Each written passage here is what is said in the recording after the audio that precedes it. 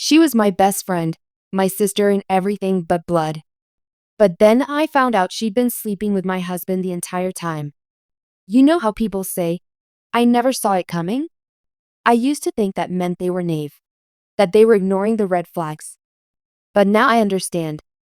Sometimes, love blinds you so thoroughly, so completely, that you could be standing in the middle of a fire and still swear it feels like home.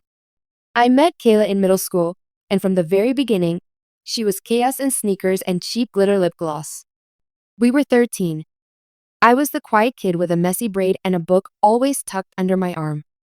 She was the loud girl who didn't care what anyone thought. She had this raw kind of confidence, the kind you don't usually find in a teenager. The kind that draws people in whether they want to be drawn in or not. The first day she spoke to me, she told me my socks didn't match, and then pulled up her pant leg to show that hers didn't either. I like you, she said. You don't pretend. I didn't know what she meant, but it made me feel seen. We sat together at lunch after that. Then we started doing homework together. By 8th grade, she was sleeping over every weekend. My mom started calling her our honorary daughter, and my dad used to joke that he couldn't tell which of us finished the ice cream faster. Kayla had a hard home life. Her mother was sweet but unstable, in and out of rehab, and her father was the kind of man who slammed doors instead of answering questions. Sometimes, Kayla showed up at my place with bruises on her arm and a story about falling off her bike, even though we both knew she didn't own a bike. One night, when we were 14, she showed up crying with nothing but a plastic grocery bag full of clothes and said, I can't go back. She didn't have to explain. My parents let her stay. One night turned into a week, then a month. Eventually, they filed for temporary guardianship so she could attend school without hassle. We shared a bedroom for 6 months. Shared secrets, late night talks, dreams. She told me she wanted to be a fashion designer. I told her I just wanted to feel safe in my own skin. She laughed and said, then we'll make a life where we both can. We called each other sisters from then on. Not best friends, sisters. The kind that choose each other. We stuck together through everything, awkward high school dances, breakups, first jobs, and bad haircuts. She cheered the loudest when I got into college. I cried harder than her mom when she finally graduated. And then came Mason. I met Mason at a summer volunteer program right before senior year of college. He was charming in the quiet kind of way, the type of man who made eye contact when he spoke, who remembered your coffee order, who didn't just listen, but actually heard you. He was kind, gentle, thoughtful, and when he looked at me, it felt like I wasn't invisible anymore. The first time I introduced him to Kayla, we were sitting at a tiny Thai restaurant near campus. I was so nervous. Kayla had always been protective of me, especially when it came to men. Mason shook her hand and said, so you're the famous Kayla. She smirked. You must be the guy who thinks he's good enough for her. I laughed it off. Typical Kayla, always testing boundaries, always poking. I thought she was just being her usual self. If I'd looked closer, maybe I would have noticed the way she looked at him a second too long. Or the way her voice changed just slightly when she asked him questions. But I didn't. I trusted her like I trusted gravity. She was the one person who had never let me down. When Mason proposed 2 years later, she screamed louder than I did. Helped me plan the wedding. Picked the dress. Held my hair while I threw up from stress the week before. And she was right there beside me, holding my bouquet as I promised to love a man for the rest of my life, a man who, at that very moment, had already betrayed me with her. The first 2 years of our marriage felt good, not perfect, but real. We fought over stupid things, who forgot to buy toilet paper, who left the dishes in the sink, but we also danced in the kitchen, binge-watched documentaries, and took road trips just to see the stars. Kayla was always around. She practically had a key to our house. She'd come over with wine and stories from work, sometimes crashing on the couch after too much tequila. I used to joke that we were a 3-person marriage, and I never imagined that might be true in the worst way. There were moments, small, stupid ones, that I brushed off at the time. Like the time I walked into the kitchen and found them laughing over something on Mason's phone, and when I asked, they both got weirdly quiet. Or when Kayla gave him a birthday gift, a leather bracelet, and said, "It reminded me of that night in Phoenix." I thought it was some inside joke from a trip we'd all taken. But later I realized there was no Phoenix for the three of us. Or the time I found one of her earrings under our bed. She said she probably lost it when she crashed on the couch after drinks. I believed her. Because why wouldn't I? They counted on that. The truth didn't hit me like a hammer. It hit like a whisper. One quiet Saturday, Mason was running late for a flight. He left his laptop on the dining table, called from the bathroom, and asked me to print his boarding pass. I opened his email. That's all I meant to do. Just print his pass. Nothing more. But right there, in his inbox, just under the airline confirmation, was an email from Kayla. Subject: last night. My heart stuttered. I stared at the screen, confused. Why would she send him that? Was it a joke? A forwarded meme? I clicked, and my world cracked open. It wasn't a nude or some explicit message. It didn't need to be. It was a photo of Kayla in his shirt. Her hair messy, her smile lazy, that smug little glint in her eye I'd known since we were kids. But this time it felt foreign. It felt cruel. She was sitting on the edge of a bed, our bed, holding a glass of red wine from our kitchen set, wearing the shirt I'd given Mason for his birthday, the one I custom embroidered with his initials. "Still smells like you," she'd written underneath, followed by a winking emoji. I didn't cry. I didn't scream. I just stared. Mason came out of the bathroom moments later, towel around his neck, zipping up his suitcase. He smiled, kissed my cheek, thanked me for handling the ticket, said he'd call when he landed. I smiled back, because I had already decided, in that moment, without needing another word, that I wasn't going to confront him. Not yet. I was going to destroy them, both of them. Carefully, quietly, thoroughly. Because if you want revenge that burns, you don't light a match. You dig the grave first. For the next 48 hours, I played the role of the perfect wife. I texted Mason good luck before his flight. I sent Kayla a meme she would have normally laughed at. I went to work, smiled at my coworkers, and acted like the sky hadn't just collapsed onto my life. But inside me, something had shifted. I didn't cry. I didn't eat much either. Food felt like betrayal in my mouth, like my stomach already knew how poisoned everything was. I kept replaying the details. Kayla's email, her wine glass, the smirk on her face. How many times had this happened? Had they been together when she was helping me pick out my wedding dress? Was she laughing behind my back while I planned a honeymoon with the man she was already sharing a bed with? I couldn't tell anyone, not yet. Because if I told someone too soon, I'd lose control of the story, of the narrative. And I wasn't ready for sympathy or pity. I wasn't a victim. I was preparing for war. I began gathering evidence. First, I backed up that email, took screenshots, forwarded it to an encrypted folder on my personal cloud. Then I opened his browser history. Most of it was clean. He wasn't stupid, but I noticed he had several deleted entries. So I used a recovery tool. What I found wasn't graphic, but it was damning. Hotel bookings, all in our city. A boutique place downtown that charged by the hour, not the night. 3 visits, all on days he told me he was working late or meeting clients. I then went through his phone while he was sleeping. He had her contacts saved under a fake name, Kevin G., but the messages were unmistakably hers.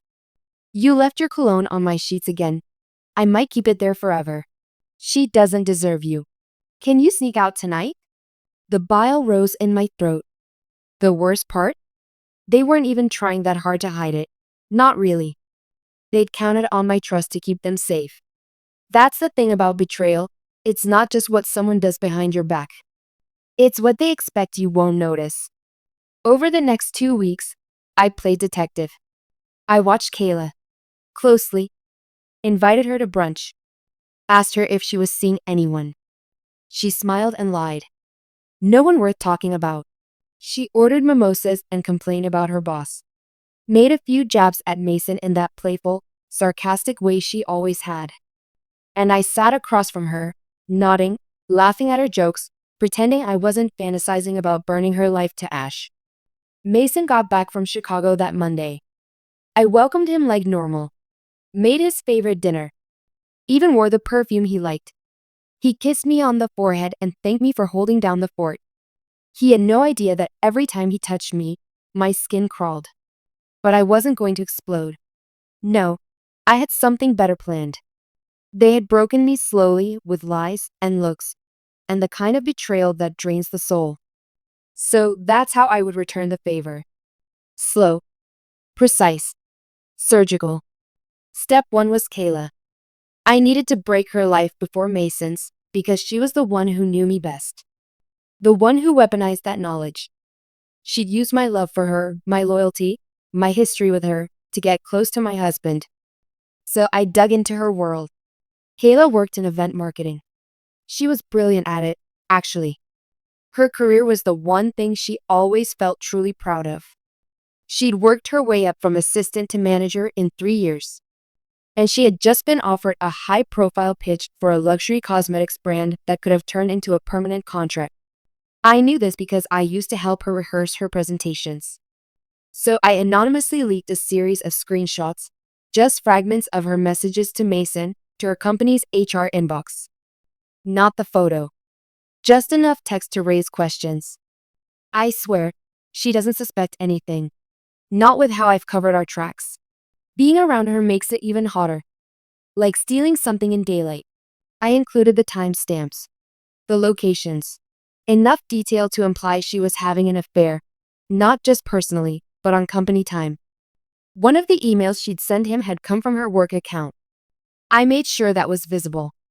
She was suspended pending investigation within 3 days. Step 2 was financial. Mason and I had a joint account, but I'd always kept a separate savings account in my own name. Just a little one. My rainy day fund. I started quietly pulling half of the money from our joint account into that. Then I opened a new account in a bank he didn't use. I moved every dollar I legally could. I paid off the credit card in my name, canceled the one we shared, and rerouted my paychecks. He never noticed. Not once. Why would he? He thought I was still asleep. Still blind. Still his. I didn't need more evidence. I had enough to scorch them both. But one night, I wanted to see it. I wanted to feel the final sting, the confirmation that what I suspected was true down to the last sickening detail. So I followed Mason. I pretended I had a late meeting and left him at home, watching sports. I looped back after 20 minutes, parked 2 blocks away, and waited. At 9:12 p.m., he left the house. Alone. Got in his car. Drove downtown. I tailed him. Kept my headlights off when I got close. He parked behind a boutique hotel, the same one from the email history. I parked across the street, turned off my engine, and watched. 10 minutes later, Kayla walked around the corner in heels and a red coat I'd seen her wear on our last girls' night. He held the door open for her. She kissed him before they even got inside. And that was it. No more doubts. No more need to search or wonder. The people I trusted most, the only 2 who truly knew me, had been building something behind my back. Stealing my life while pretending to love me. But I didn't cry. I didn't scream. I just pulled out my phone and hit record. That night, I didn't go home. I couldn't. I parked in a quiet lot by the water, stared out at the waves, and listened to the audio I had recorded. The sounds of them laughing. Him telling her, I can't wait to be done pretending. Her saying, she'll never see it coming.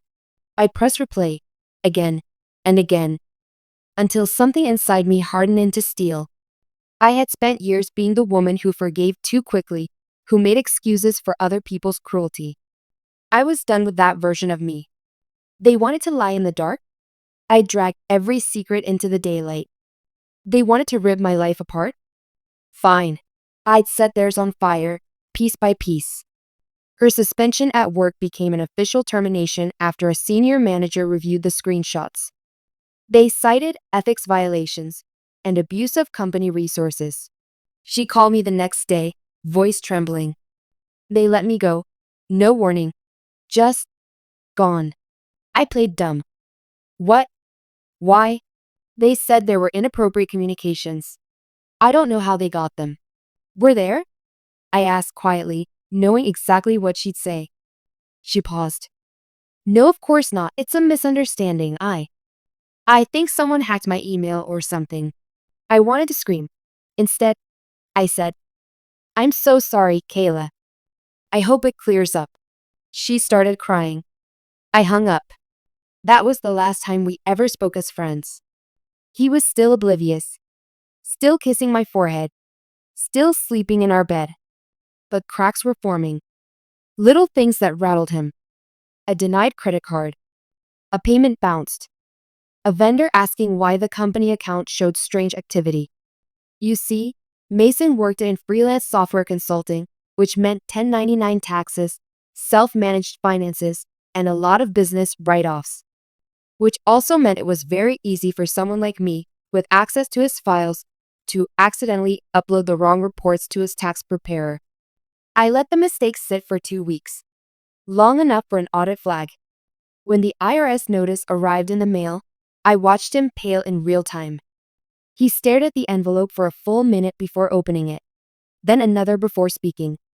Why the hell are they saying I unreported income from last year? I shrugged. I don't know. Didn't you file with all your statements?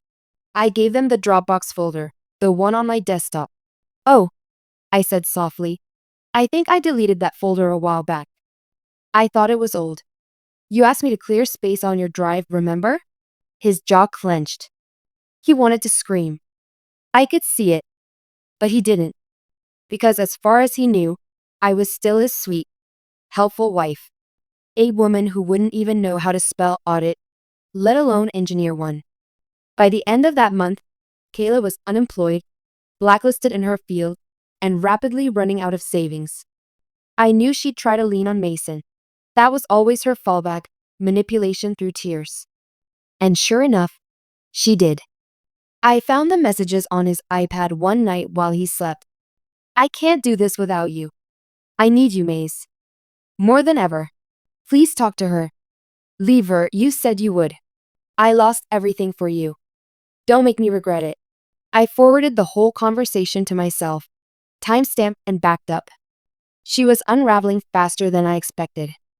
Then came the icing on the cake. Kayla showed up at our house, in the middle of the day, crying, screaming. She pounded on the door, mascara streaking down her cheeks. Mason wasn't home. I opened it. She didn't even wait for me to speak. What did you do to me? Her voice cracked.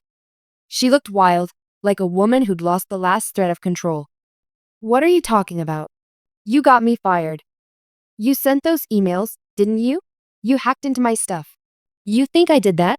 I asked, calm as glass. Her eyes narrowed. You knew. You've known, haven't you? I didn't answer. She took a step forward, face full of rage and panic and guilt all tangled together. You can't prove anything. You don't have proof.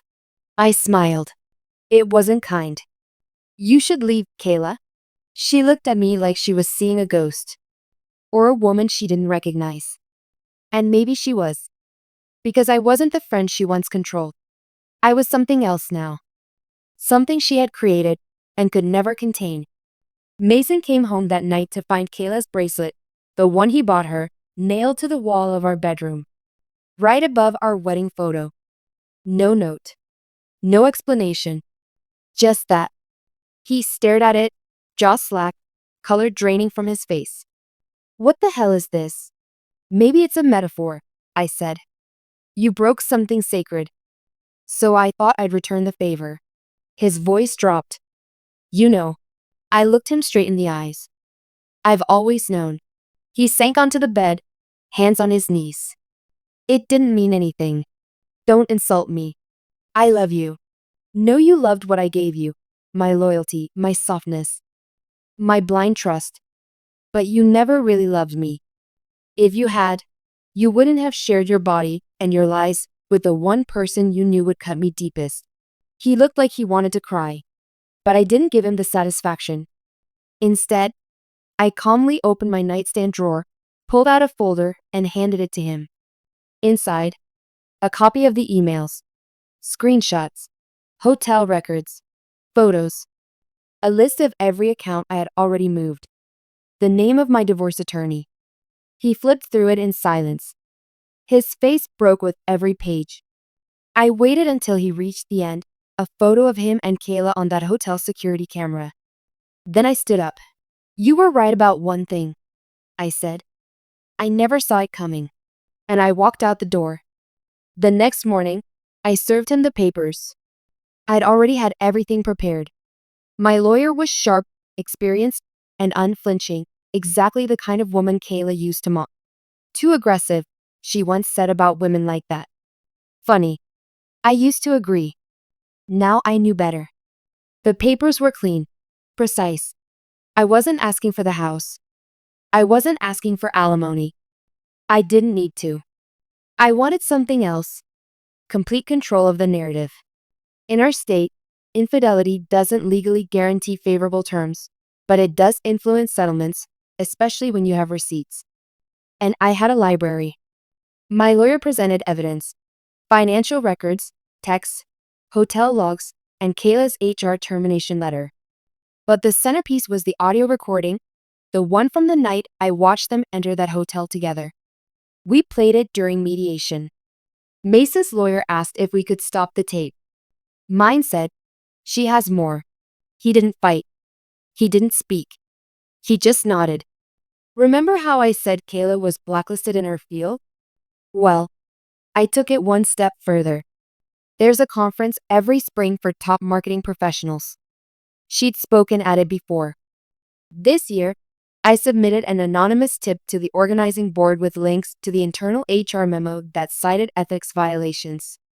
I also included an open letter I posted online, anonymously, describing how a married woman's best friend had sabotaged both a marriage and a professional career by weaponizing trust.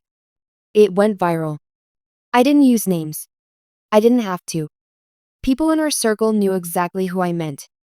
Kayla's LinkedIn profile vanished 2 days later. Her Instagram went private. Her name started disappearing from portfolios and websites. The industry may not have formally banned her, but reputation is everything in marketing. And hers was in ashes. We had bought the house together, but I'd put more money into it up front.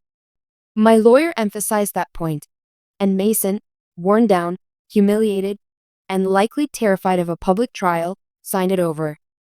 I sold it 6 weeks later. Not out of spite. Out of strategy. It had too many memories. Too many shadows. I didn't want to live in the echo of betrayal. Instead, I took the money and moved into a small, beautiful condo downtown. Clean lines. Floor-to-ceiling windows. No ghosts. I started fresh. One day, a few months later, I ran into someone unexpected. It was Daniel, Mason's former business partner. The one who left the company years ago under murky circumstances. He recognized me first. We were in line for coffee. "Hey, wow. It's been a while." I smiled, caught off guard. "Daniel." "Yeah, it really has." We chatted briefly. Then he leaned in. "I heard about the divorce. I'm sorry, but I'm not surprised." I blinked. "You're not?" He gave a half smile. Mason always had a weakness for manipulation, especially when he thought he was being clever. I left the company because I caught him funneling client contracts to someone he was involved with. My blood went cold. "Wait, when?" "5 years ago, long before you two were married." Her name was Amanda, I think. Or maybe Ashley. He covered it up, said it was business. But it wasn't. I just stared at him. He gave a small shrug. Some people don't change. That night, I sat on my balcony, staring out at the skyline. I had spent so long thinking this betrayal was the big one. The final crack in a perfect marriage. But now I realized. Mason had never been who I thought he was. 2 months later, she emailed me. The subject line, "Please." The message was short. You've made your point. You've destroyed everything. I have nothing left. Please stop. I'm sorry. I was stupid. I thought you loved me. I thought I mattered. I miss you. I miss us. I would do anything to take it back. I read it, then deleted it. She missed us. Us didn't exist anymore. She killed it the moment she crossed that line. I didn't need revenge anymore. I had peace. And that was something neither of them would ever truly know again. I rebuilt my life from scratch. New job, new place, new circle. I didn't rush anything. I didn't chase healing. I just let it happen day by day. There's a freedom that comes when the storm clears. When you realize you survived the worst version of the people you loved and came out the other side sharper, smarter, and absolutely unbreakable. Because yes, she was my best friend. Yes, she was my sister and everything but blood. But then I found out she'd been sleeping with my husband the entire time. And instead of letting it destroy me, I turned the wreckage into the foundation of a life neither of them could touch.